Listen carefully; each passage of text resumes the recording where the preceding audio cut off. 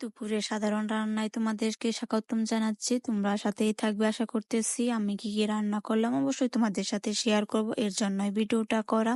আশা করছি পুরো ভিডিওটার সাথেই থাকবে এবং ভালো লাগবে। আসসালামু আলাইকুম এভরিওয়ান, সবাই কেমন আছো? নিশ্চয়ই ভালো, আলহামদুলিল্লাহ আমি অনেক ভালো আছি। আজকের ওয়েদারটা খুবই খারাপ, এর জন্য আমি মনে মনে ভাবতেছি কি রান্না করা যায়, কি রান্না করা যায়। এই তো বলতে বলতে বৃষ্টি চলে আসলো। ওয়েদারে তো একটা জিনিস খেতে মন চায়, তা হলো খিচুড়ি, কিন্তু আজকে আমার খিচুড়ি একদমই খেতে ইচ্ছে করতেছিল না। এর জন্য ভাবলাম ডাউল আর ধুন্দুল রান্না করি। এই তো আমি সবকিছু ধুয়ে পরিষ্কার করে নিয়েছি, এগুলো আজকে রান্না করব। এই তো আমি ভাত চুলায় দিয়ে দিয়েছি, এখন এগুলো হতে থাক। তার পাশাপাশি আমি ডাউল রান্না করে ফেলি। এই তো ডাউল পরিষ্কার করে ধুয়ে নিয়েছি, পর্যাপ্ত পরিমাণ পানি দিয়ে দিয়েছি। এই তো আদা বাটা, কাঁচামরিচ, পেঁয়াজ কুচি সবগুলো এক এক করে দিয়ে দিয়েছি।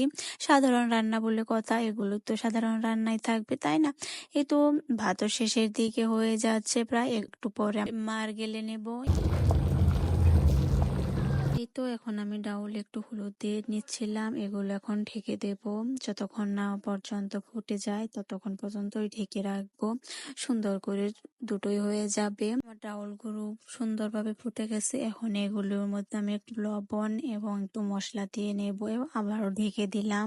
এখন আমি ধুন্দুল গুলো রান্না করব। এই তো তেল দিয়ে পেঁয়াজ কুচি, কাঁচামরিচ, সচ গুঁড়ো, মরিচের গুঁড়ো, হলুদের গুঁড়ো সবকিছুই দিয়ে দিলাম। এই তো নাড়াচাড়া কষিয়ে নিয়ে একটু আমি ধুন্দুল দিয়ে দেব। এই ধুন্দুল গুলো নাড়িয়ে চাড়িয়ে এখন আমি সবগুলো মিশিয়ে একটু ঢেকে রেখে দেব। তার পাশাপাশি আমি ডাউলে পর্যাপ্ত পরিমাণ পানি দিয়ে নিলাম, এখন এগুলো হতে থাক। তার পাশাপাশি ধুন্দুল গুলো কেমন হয়েছে সেগুলো একটু খেয়াল করি।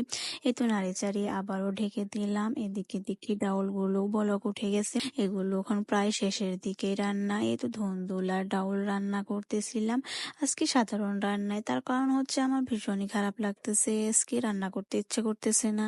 এই তো ধুন্দুল গুলো রান্না করা শেষ, এখন আমি ডাউল গুলো বাগার দিয়ে নেব। এই তো তেল, রসুন, পেঁয়াজ কুচি দিয়ে দিচ্ছি, এখন এগুলো লাল লাল করে ভেজে নেব।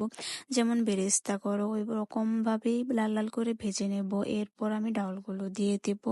মাশাআল্লাহ, আমার হাতের ডাল রান্না অনেক ভালো হয়, তোমরা অবশ্যই দেখলেই বুঝতে পারবে কেমন আমার ডাল রান্না। আমার ডাউলের অনেক প্রশংসাই করে সবাই।